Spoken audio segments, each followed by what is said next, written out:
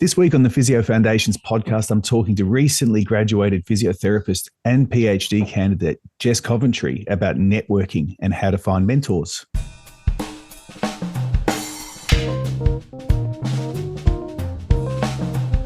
Welcome back to the Physio Foundations podcast, where we talk about the knowledge and skills that provide the foundation of expert clinical practice. So Jess is another Monash Uni physio graduate who I know very well.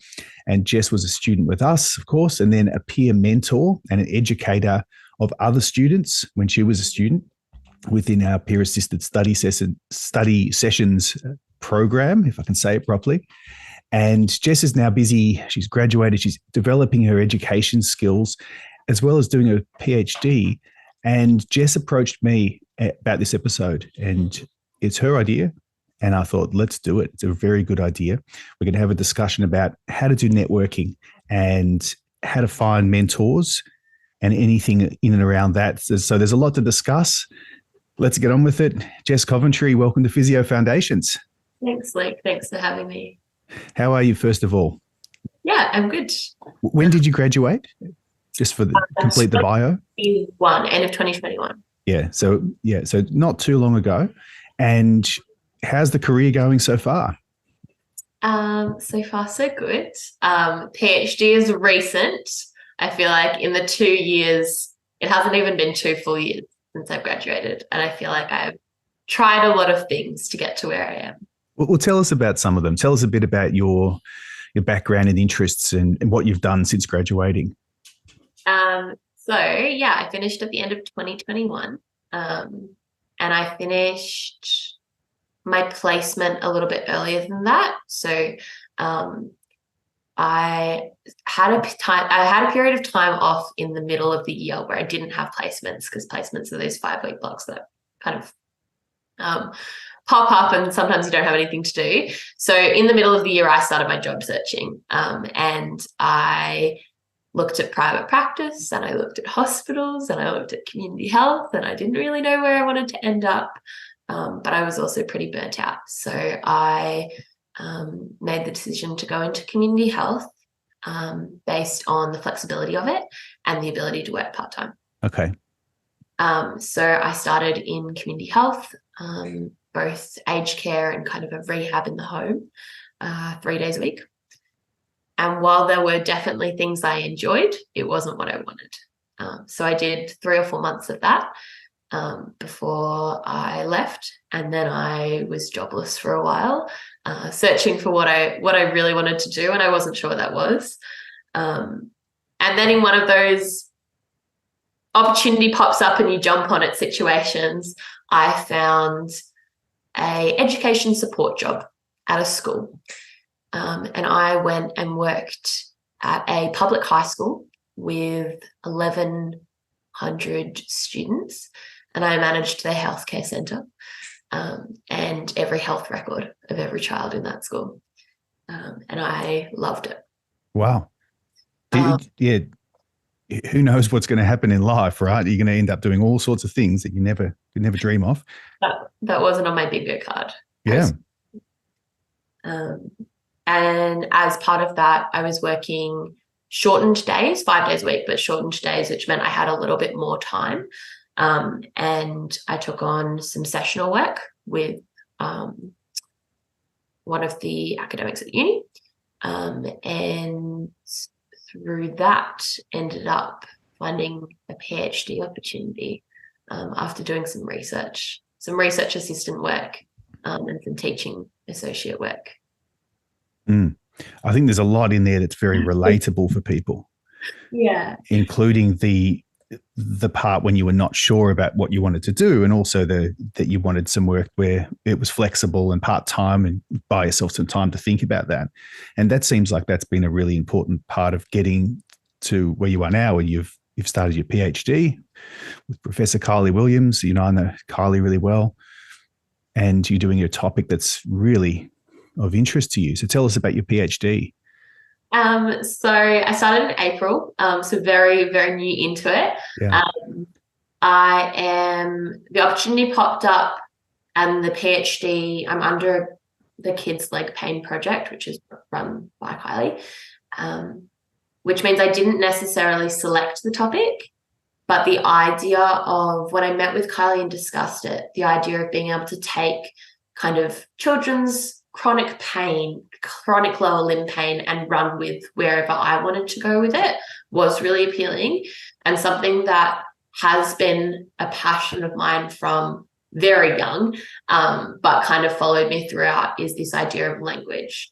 And I grapple a lot in my professional life and my personal life with labels and how people like to attach, and particularly my generation like to attach labels to themselves because it feels empowering, and having words to describe our own selves and our own experiences is a really empowering thing. And I think being able to apply that interest into a chronic pain topic was really appealing. So I'm looking at the language that kids and healthcare professionals and their families all talk about children's chronic pain experiences, and ultimately trying to find ways in which we can do that better. Very interesting. It's a unique topic. It is. And it's something that has, well, you mentioned that the area wasn't something that you chose because it's a part of an established project, but you have put together something that's going to get you out of bed in the morning. And a PhD is something that eventually you need that. You need to be able to say, well, I've got to keep going no matter what. And it's the project itself and the topic that often drives that. So interesting. You just started this a few months ago, so we'll see how you go. Yeah. And always that uncertainty, I think, is a key thing, and the language is a key thing, because the uncertainty of going into it, not really knowing what to expect, which probably ties into some of the mentoring stuff. And we'll get there. On this podcast, I have deliberately included the long introduction and the bios of people and their stories and their career choices and what's led them to go places, because I know that I've had feedback from people that it can be a bit isolating if you don't have a group of people who you're sharing these ideas with. You might be in Jess's position listening to this. Do I do a PhD? Some people are. Some people I know, because people ask me that. Or what would I do if I'm feeling a bit burned out, as you mentioned? What are my options? Or where can I go from here? If you mentioned being jobless, well, that's a part of it, finding a job, right? But being not sure. So this stuff's all really relatable. So thanks for sharing it. It's really good. Let's talk about mentoring. Your idea. You definitely chose the idea for this podcast episode. And what struck me about that was you were very good when I knew in university at being involved in networking and finding mentors. I think you're in the Australian Physio Association leadership group for students. Is that right? Yeah, I did in 2021, but I was on it for 3 years. Yeah, and then you were also a peer mentor and educator in our training program, and then you were helping me with our tutorials that went on to online during COVID. So that was a good way you could jump in and help during those lockdowns. So tell me about that. What led you to, I want to say, aggressively pursue? Aggression doesn't sound like the right word, but to confidently, deliberately pursue networking so early as a student and also as a new grad. It's obviously, we can talk about the benefits of it and everything, but what sparked it in you? How come you went and did it? So when I originally started doing what you described, and in my mind, it was getting involved in anything that popped up, which has pros and cons, and one of the cons being burnout. I never thought about it as networking. Right. For me, it wasn't about the people, which I think is a key thing of networking. For me, it was about the skills. And I knew from very early on that I probably didn't want to practice traditional physiotherapy long term. However, I was passionate about a lot of the things that popped up as recurring things within physio. So when I was delving into, putting my hand up for teaching or volunteering for whatever it was, for me, it was about building the soft skills, the communication, the ability to teach, and all of those things. And it wasn't until towards the end of my final year that I realized that as a result of doing that, I was building connections, and it was actually really about the people. Isn't that interesting? And a good thing as well, it wasn't so much here's some strategic things I can do to build myself up and get ahead and build my CV and, and develop a network that I'll leverage off later on. Although all of that stuff, there are real benefits of doing that. It was more that you were there deliberately looking for skills that you knew that you'd use. But still, that's really good, but it's not common. What drove you to want those skills, and what skills did you develop by being involved in so many things as a student and as a new grad? I think partially the draw card might have been novelty. A lot of people came into physio having been school captain or engaging in all the extracurriculars at school. And my school education didn't have that. We didn't have extracurriculars other than maybe music and art. We didn't have any leadership. We didn't have any of those roles. So when I came into university and saw all these opportunities, they might have been partially novel. But I think the other thing is I have always liked the interactions of teaching and of learning things from other people in a non-traditional format. Those conversations that you have about other people's experiences and then reflect that on your own and learn from that. And I think that partially I might have been craving that a little bit as well. And all those skills, yes, some of the things that I did to put on a resume, but very few of them. I think that sometimes the resume thing challenged me to pursue not a promotion, but to push things further. But overall, I felt like I could make more of a change in situations if I was involved in them.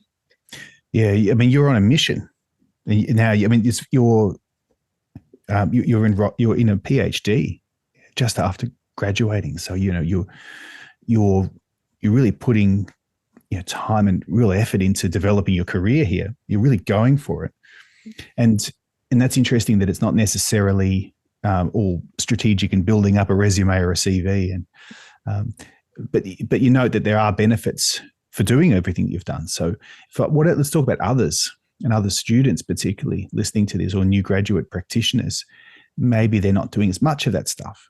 And what are some of the benefits for being involved in the professional association like you did, or being involved in any number of the volunteering or teaching or any of the things you've done? What benefits are there for others who might be ambivalent and thinking about doing it?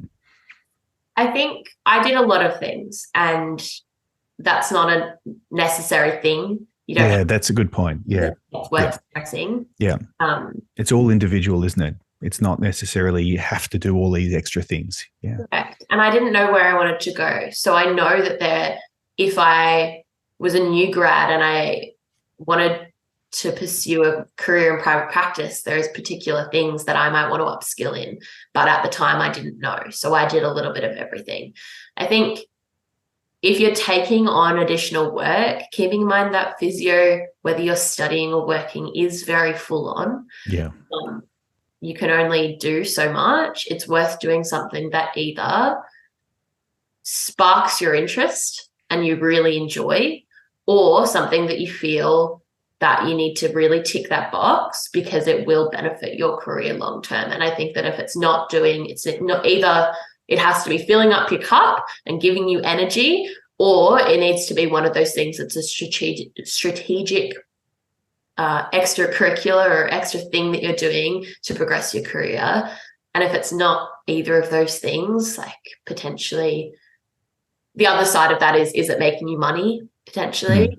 But I don't know that I'd be putting energy into something that wasn't either filling up my cup or creating. That's such a good point. It's like you put the brakes on that one so nicely with that, because studying any health professions degree, we're talking about physiotherapy, is a full-time endeavor. There's a high workload, and that often comes as a surprise no matter how many times you'd say the workload is high, it's demanding, especially when you're young and your mates are doing other things with low contact hours, and it's an investment in your future. And the present's happening right now, and especially when you're young, the future, okay, there it is. So being future minded when you're young and you're studying is, in a way, you're doing it because you're going to university, but it's difficult thing to do. So that's a really good point. It's very individual. Having said that, though, what are some benefits though of developing a network? So you would have had a fairly strong network of people, and then from there you've developed mentors, and we'll talk about mentors in a second. What are some benefits of doing that, of doing the things you did? I think there's a couple of things. I think one of the things that struck me right at the end was the amount of people who offered to say nice things about me, whether it be to prospective employers, or I was a finalist for the APA Student Award, which is a national award, and the amount of people who were willing and wanting to say nice things about all the things that I'd done. I think that was a benefit. I think the other thing was having senior people around me who had made mistakes and were willing to talk about them, and people who had gone in different places. The amount of people who, might have been lecturers at uni, but had also worked in really niche, obscure areas that weren't talked about within the course, or weren't necessarily directly relevant to physio. So I had this community of really intelligent, really incredible people around me. And I think being able to see myself in some of their shoes and to take and give within that, who did I want to become more like? What were some of the things that I felt that I didn't or did want to bring into my own practice and my own personal and professional life? I think they're probably the main two that come to mind. And you mentioned mistakes, and having the honesty and the integrity to talk about mistakes.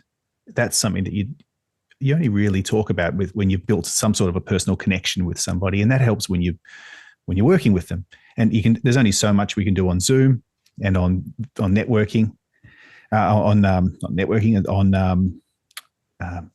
various apps. Video conferencing is what I meant. But you're having that personal connection with people you're working with, it face to face, is really important.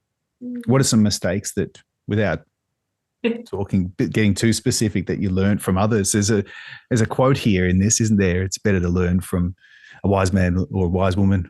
Wise anybody learns from their own mistakes, and an even wiser person learns from someone else's. There we are, got it out. What are some mistakes you've learned from others? It's an explicit memory that I have. It's quite specific, but and it was quite general in nature, in that I was telling someone about some of the things that I'd done and I didn't feel had either progressed my career or given me energy, and they felt like I hadn't been rewarded for my time, perhaps. And I was discussing kind of, these were the particular roles, these were the particular people that I was working with. And whoever I was talking to went, "You sound like me 20 years ago." And then proceeded to tell me how they skipped to where they are now. There was particular things that they walked away from that and walked around it, and this is how they did it, because you wouldn't put more energy into that. And I went, "Oh, okay, that's good to know. I'm not going to get any more out of pursuing this one particular path. Time to change direction." Yeah, that's interesting. And now we're talking about mentoring. Let's do that. So what's a mentor? What is a mentor? Let's define it. What does it mean to you? I think it's different for different people, and I think it's different between different mentors. But overall, I feel a mentor is someone who provides guidance. And I think that a part of it is time. We've talked about that development of rapport and being able to have shared experiences and shared thoughts. And I think for me, a mentor is someone, I know you can have peer mentoring, but a mentor for me is someone who knows more in some area than I do. And it's more than knowledge as well, isn't it? It's more than being taught. It's not the same as teaching. And it's a broader concept. So what you can name people specifically if you like, or in general terms.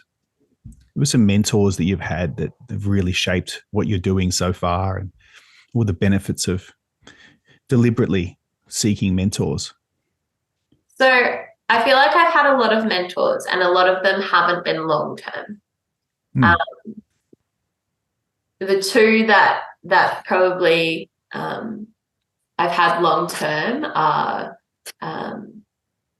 Dr. Mel Farley, and also at the moment I talk a lot with Dr. Jenny Setchell, and that's more of a formalized mentoring program. So I've really had two who have followed my journey a little bit more deeply, whereas there are other mentoring relationships where I really feel like it's been a mentoring relationship and it's either been less formal or less long-term. I might have caught up with them 2 or 3 times in different transition periods in my life, and they have been really pivotal, and it has been a mentoring relationship, but it's just not long-term.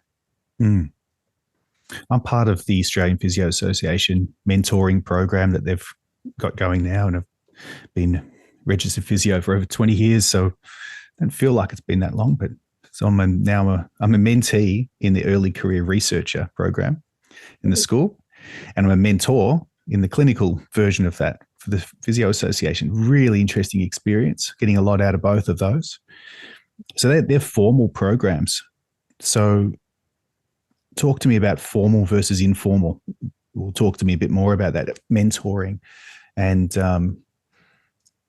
perhaps tips for people listening to this who may be going along through their career and they're getting managed, they're getting education, so professional development or from university, and they may feel like they don't have strong mentoring. They may have employers, they might have professional development sessions happening there. They might have all the colleagues they need to bounce ideas off or get guided by, but it's more broad than that, isn't it? So let's talk to that person who doesn't feel like they have a mentor. So I think you started that with formal mentoring, and the benefits of formal mentoring are often it's easier to find someone to mentor you. And I think that can be a really big barrier. I think it can be both from a time perspective and a uncertainty perspective. The benefit, I think, of having that regular check-in and knowing that you're on the same page. If someone's enrolled in a mentoring program, the likelihood of them wanting to be there and wanting to mentor you is much higher. Yes. So looking out for those kind of things, if you don't have a mentor and you're unsure of where to find a mentor and you don't necessarily feel like the skills are something that you possess to find a mentor, that might be a really good start. And Dr. Jenny Setchell is someone who is a mentor through the APA mentoring program as well.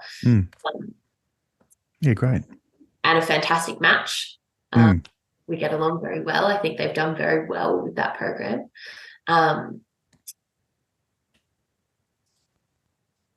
lost my train of thought, but that was good. It was a good train of thought up to that point. And so there's really barriers to approaching mentors and thinking about why you'd need a mentor and getting that started. It's a bit like asking someone to be a friend, isn't it? You know, can we be friends? You do that when you're in kindergarten, right? I've never gone up to someone and go, will you be my mentor? But essentially what you're asking there in the formal program is for a commitment of regular time for the person to give thought and give their analysis of what you're doing. And it's beyond clinical skills and education. It's somewhere in between a friendship and an employer and an educator, but it's not any of those as well. It's an interesting relationship. If you haven't reflected on it, or you don't feel like you have a mentor in your career, I hope that this is triggering some potentially some motivation to go and next time a career mentoring program pops up, you might think, hang on, I might do that this year. Might go and do it. So what about informal mentors? Have you gone up to anyone and say, will you be my friend? Will you be my mentor? Or they just, you think back on it after 6 months and go, hang on a second, this person has been a really good mentor in my career. I'm so glad that happened. I have both. Have you? And both good and bad experiences of asking people, essentially, do you want to? At the end of my, probably during fourth year, and maybe the end of third year as well, I was trying to find people who ended up places that I wanted to be. And I was really actively looking. And this was separate, say, to taking on those opportunities to build skills. It was very person-centric.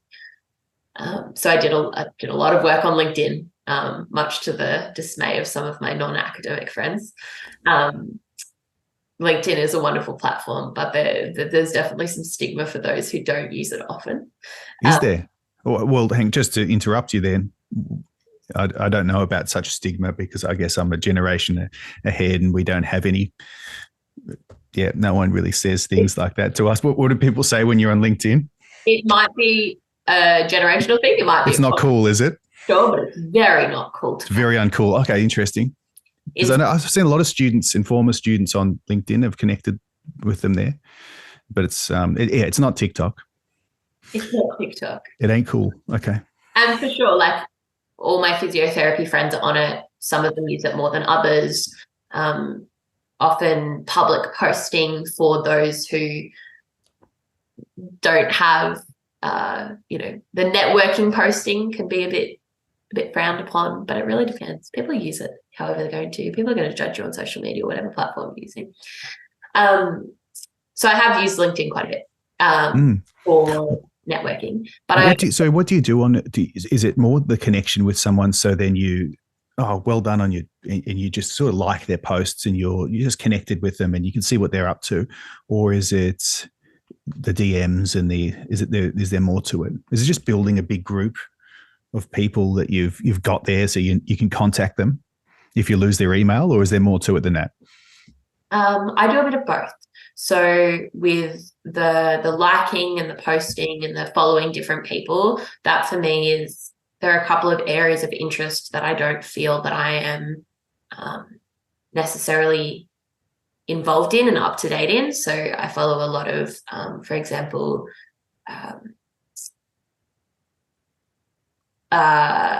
soccer physiotherapists, because I enjoy seeing where they go and what they're talking about.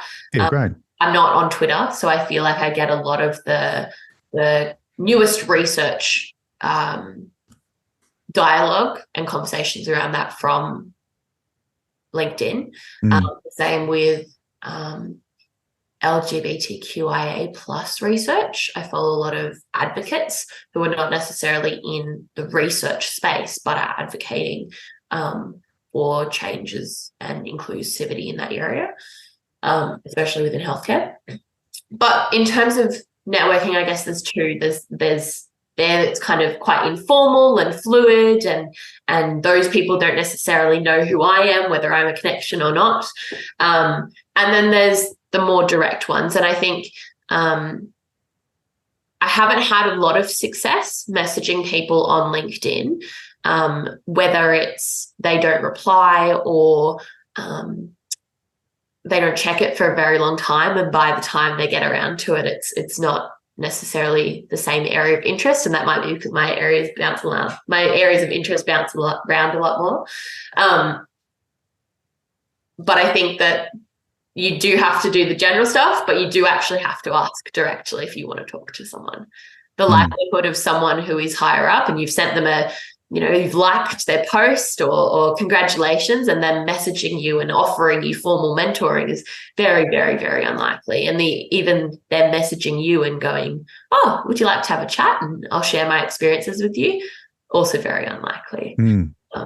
Something that can grease the wheels there is the face-to-face contact and professional development events and conferences as well, and maybe just repetitions there of having met someone more than once, and then making that online connection as well. And we've met here and there, and I love that. If are you at this conference, it'd be great to buy you a coffee and spend 5 minutes asking you a few tips. There's very few people who would, unless they're really busy, who would, in that position, who would not want to help you in some way. Often approaching someone with something specific where you want help and they can help you is going to be more effective than just being indirect and vague. And then if you're not sure why someone really is contacting you, you're less likely to respond as well. I want to ask you a couple of questions, specific to your area of research. It's kind of attractive as well. Who doesn't want to answer questions about things that they're passionate about? People ask me all the time about ACL research. I did my PhD in that area, and I teach in musculoskeletal physio, and I always get questions. I've just finished a session with our first years that went for the hour online. It was a tutorial, and then I stayed on there for another 20 minutes answering questions until I had to go. And then it's just, I could have done it all day, but I had to go to speak to you. So, people want to help as well. But it's important to be specific about what you want. It definitely is, because having that clear objective, and whether that's something you say directly to them or something that guides your conversation, definitely has a huge impact on whether or not it's a successful relationship with them. You said something really interesting in there about in person.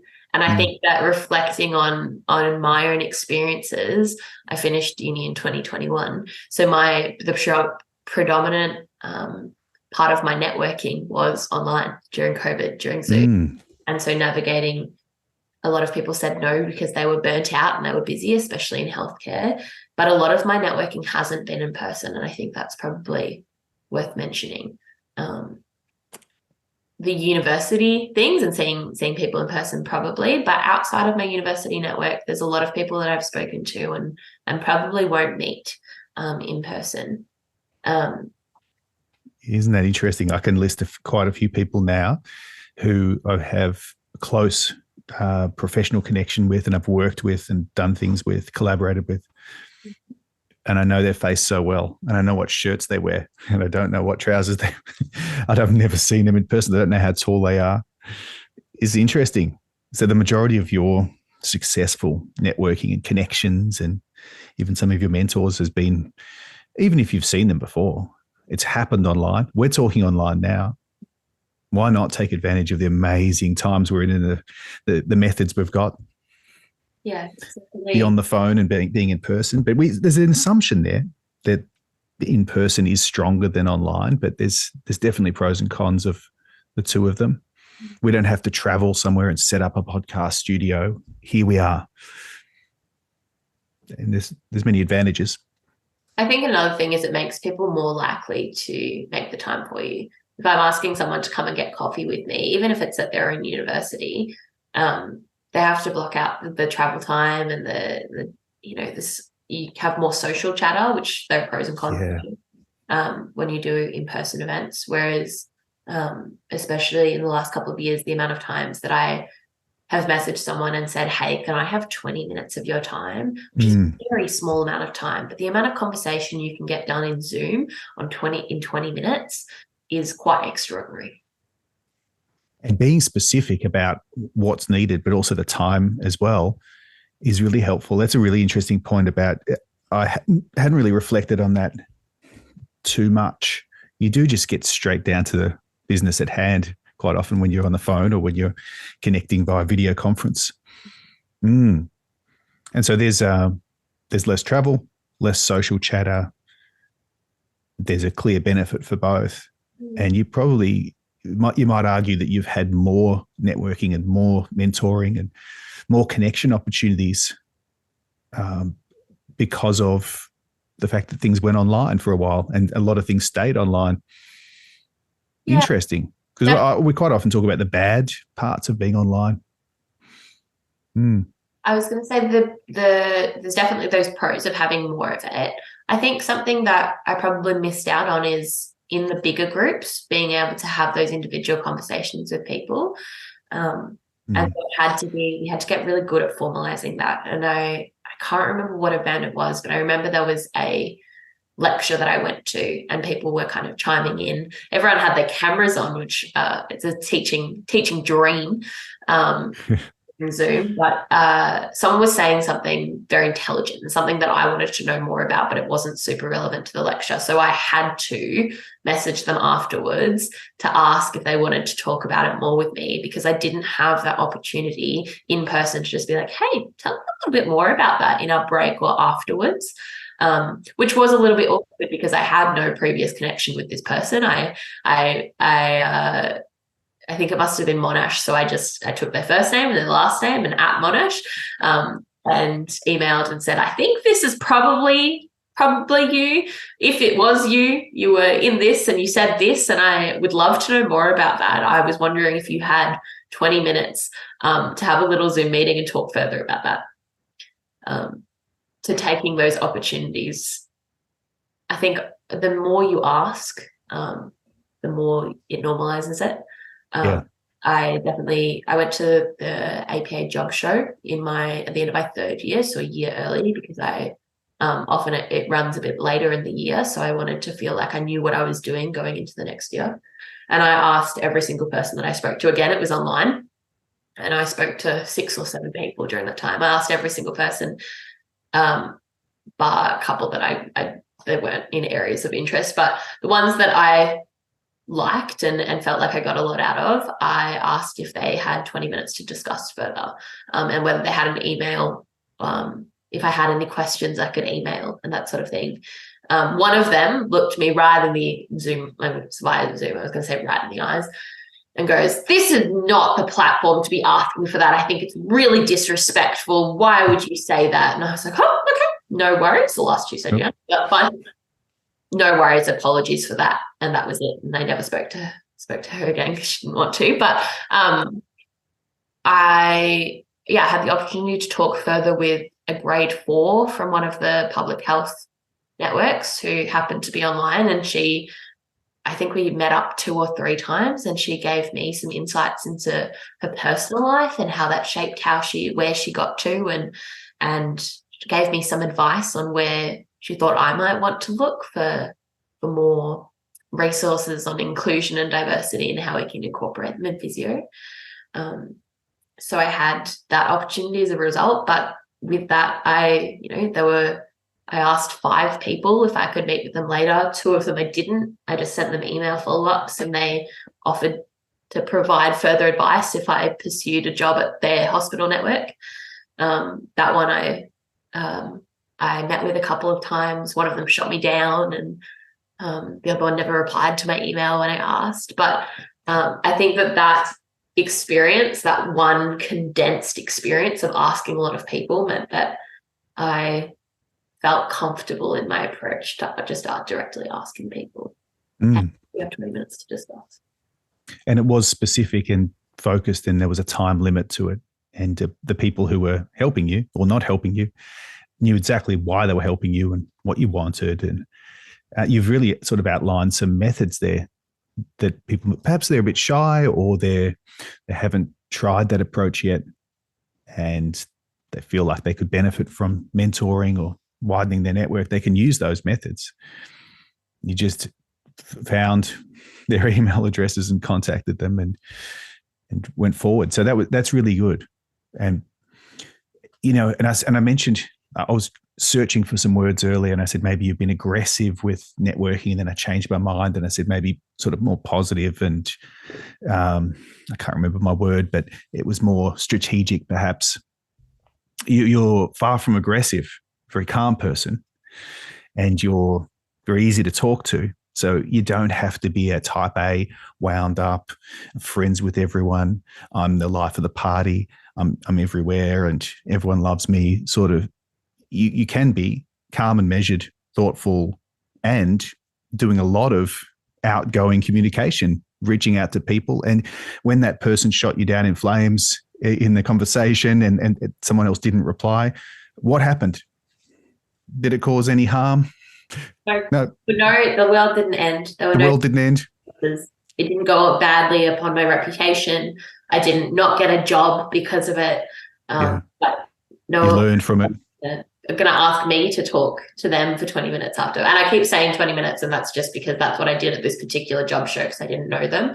But that's not necessarily a golden rule or anything like that. I've definitely asked for more or less time, depending on the situation. It's just being clear about what's needed from them and what you want and why you're approaching them. So I think they're really important tips for people. I hope that it's helpful for others listening. I certainly would have loved to hear this when I was in the early stages of my career. How early is too early to do some of this stuff, to find a mentor? I mean, you sort of touched on the perhaps the pros and cons and maybe some warnings about students who are already super busy and loaded up with a full-time demanding course. New graduates are the same, and not necessarily just loading in lots of stuff, networking opportunities and conferences and saying yes to everything and volunteering here and there just because you feel like you should build up your CV or resume. But there are benefits as well, which you've mentioned. So, I mean, how early is too early? Do you see out the first couple of years in university and wait till you're on clinics? I think I know what you're going to say. It depends on the person, but what do you think? It does depend on the person, but I think it also depends on and kind of depends on the person and their capacity, what you have time for and energy for. But I think partially it depends on what you want out of it. I've definitely been in situations where I've probably asked for advice about something too early, and been, first or second year asking big questions about when I finish, and I didn't really know what direction I was headed in. I think that if you have a question and it relates to potentially career, I think is probably the biggest one. If you have a question about your career and maybe how you can get there, then it's not too early. And if you have uncertainty about your career or your direction or whatever your interest is, uncertainty is fine. And if you can quantify that in a sort of a question or a what did you do, then it's not too early. So if you were a first year and you just started physio and you were 6 weeks in and you weren't sure if physio was for you, it wouldn't be unwise or out of scope to say to a third year or a lecturer or anyone within your community, hey, I'm unsure. These are the reasons I'm unsure. Can we talk a bit about this? What's your expertise? What do you know about, if I was in first year at Monash and I was doing Musk stuff and it really wasn't sitting with me, and I sat down with someone who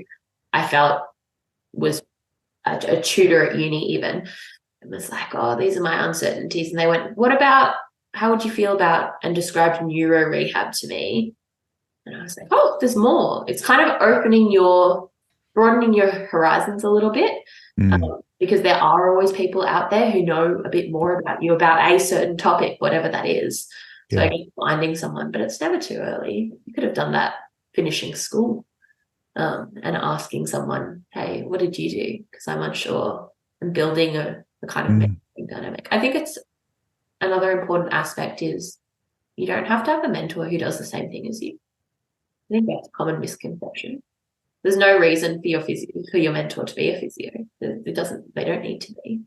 They can be a policy maker or the best advice I've had career-wise have been from people who weren't physios. And it might have been physio specific or it might have been physio relevant, but they don't have to be in the same industry. That's a really good point. And that's that opening of the framing of it with I'm unsure. You have to come at that from a position of vulnerability and honesty. And then it's a very open start to a conversation. How did you feel when you were in my position? Or it could be information seeking, as you said, someone who's in the first year of a course that's focused on musculoskeletal skills and knowledge may not even know what a neurological physiotherapist does, or cardiothoracic physio, or peds in your case, the kids, neuro rehab. We could go on, women's health. There's so many areas that you don't even know exist, which could be your thing. And you might hear about it for the first time and So it starts off with this problem, this sort of thing that's keeping you awake at night, that all my friends seem to be having fun doing this, and I'm not actually sure if I want to be here and do this. Maybe I want to be outside the health professions, for example, not knowing that your thing is around the corner. To me, that's what you're doing with mentoring. That's why it's different from supervision or management or education or friendship. Really interesting. So, final little part of this conversation to let you go. As a physio, what are the most important skills and knowledge? So either that you think you put the most amount of time into in your training in hindsight, or what are the most important knowledge and skills for a physio? For me, it's around communication and education. I feel like something I didn't realize until much later in my degree, and even as a new grad, is how much power you have as a physio and how much knowledge. And I take for granted often health literacy, being able to describe my own pain experiences, and when I have pain, knowing where that comes from and what might make it better. I think that's the blessing, and it's something that we need to learn to communicate about. And I think that both the communication and the education, you have to kind of understand patients and where walks of life that patients come from. And I think that over my time, I tried to put a lot of energy into working out what people do day to day, and how all those day-to-day things, when they present in my physio clinic, I have them for a very, very short amount of time. So learning about people's different approaches. Does that make sense? I feel this is good. Go for it. If you've got more to add, keep sharing. So the communication, being able to communicate what's going on in my head and being able to listen to what's going on in theirs and kind of making sense of it. I think that one thing that I got very good at quickly was checking for understanding. And I think that that's something we can often skip over, because I understand the concept, but do they understand the concept? And there's lots of ways of doing that, whether it's teach back or how are you going to go about this. But I learned very quickly that the more strategies that you can give someone in a simplified way that they understand it, it can be quite empowering. But if you give them too many strategies, they won't use any of them. So often I start that with, what do you know? What's your understanding of your condition or your management, or what do you currently do? And the more that you can understand them and not necessarily just their condition, the more you can apply. You have this wealth of knowledge, all these different options in your head, but working out what's going to fit best for the patient. I think navigating that and all the different, everything's complex. I've come to the conclusion of, even if it's just, someone cuts their hand, and I know that's not necessarily, that might be the school nurse in me, but there's always things going on, whether it be, things going on at home or school or, everything's quite complex. So coming up with a way that you can communicate complexity to a patient and the way that you can understand their complexities. If you think about how complex things obviously are, it's quite arrogant to sort of think that, I understand everything without a deep reflection on the individual, right? And without checking their understanding. Think about it that way. What's your understanding of what's going on? It's a really powerful opening, isn't it? It's not just information gathering. It's also inviting the person to be a part of explaining their perspectives, right? It's a really good one. Got any others? Any other ways to check for understanding? And so the teach back method, Susanna and I on a much earlier episode, we talked about that, and just structure of clinical communication pitfalls. And I think we call it the problem with clinical communication, just as a sort of touching on the pitfalls and as a clickbait title. And then it was a very open discussion about different ways of communicating. We talked about the curse of knowledge, where you understand something and you forget what it's like to not understand it. And if you've got someone who lacks understanding of their condition, this is such a bigger problem than we might give it credit for, right? And that transfer of knowledge, what are they going to go away? What are they going to take away and tell someone else about their condition? I think there's definitely multiple strategies I use, and they're for different age groups and different demographics for sure. And the better that you know a patient, the more likely you are to be able to give them the best strategies. But a couple of methods that I definitely use a lot are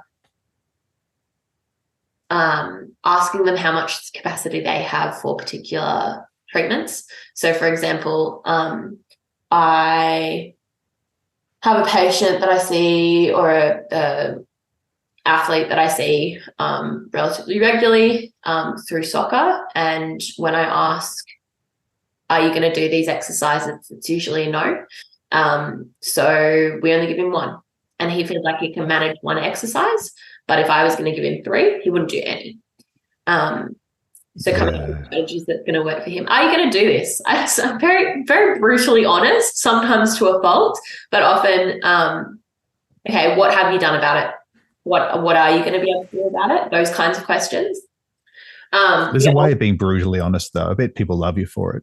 You can cut through the crap, can't it? As you'd say, and they instantly laugh and say, "Yeah, I'm not doing that." Well, would you do one exercise?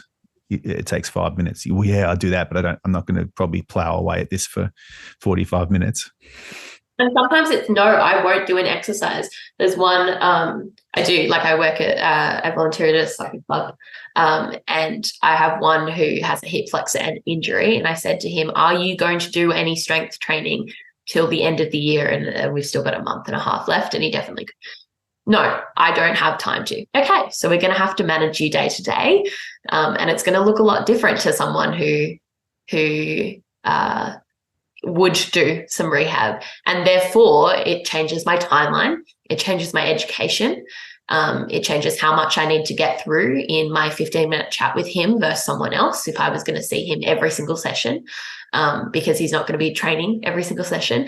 And I think that the more information that I can get out of him, and it doesn't need to be I have an hour to sit down with him and talk about his life experience. It's just working out what's relevant. But therefore my education and my communication changes based on how much they know or how much they want to know. There's another one. Some people don't want to know. They need to know enough to be able to, this is what it is. You've got this in your shoulder.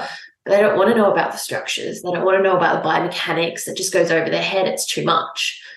So knowledge it might be powerful to me to know that, but working out how much I need to give someone else.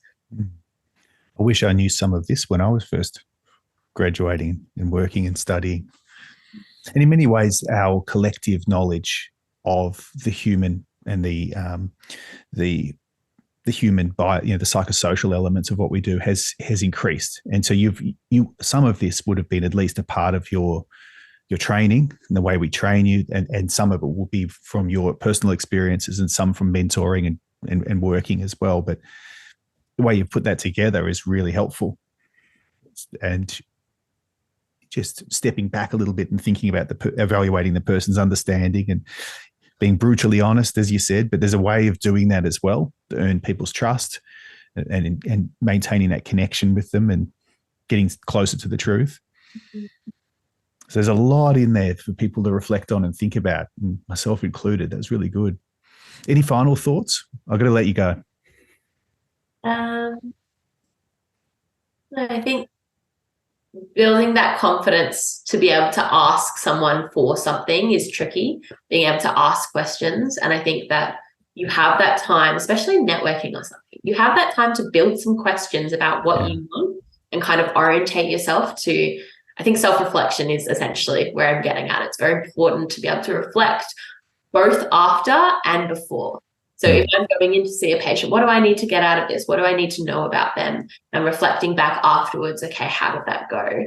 But I think something that we don't talk about enough is reflecting before. So in these networking instances, I've gone in and I've reflected on what I want to know, what I want to get out of it. And I think that's applicable, whether it's mentoring or networking or an informal extracurricular, what do I want to get out of this? And it goes the same with treating patients. What what do I need to get across, and whether I want to try a new strategy or a new mode of education, or I want to be better at this. That pre-reflection.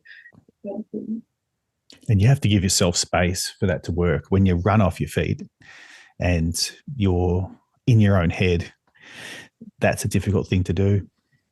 So someone who's done a lot of stuff and is still doing a lot of stuff, and in many ways, on the surface level, it's appeared like you're quite aggressively pursuing stuff. But we know that now that you're very measured and thoughtful and have a lot of reflection before and after, in the way you've approached opportunities and approached people and approached problems in the clinic. So it's very interesting. Very good. We need to do a part 2 of this at some stage, but I reckon we're out of time today. We're going to get on with other things. But thanks very much, Jess, for coming on.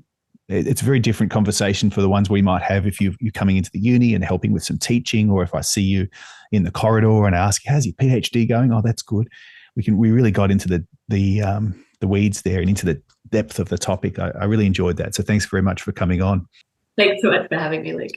All right, everyone. So thank you for listening. And it's really good to have you as a part of this podcast and what we're doing here, and hopefully taking a different view of some problems and applying it and presenting it in a way that we hope is really helpful for you in your development, your journey. So if you're enjoying it, share it with friends and share it on social media and help get the word out to other people.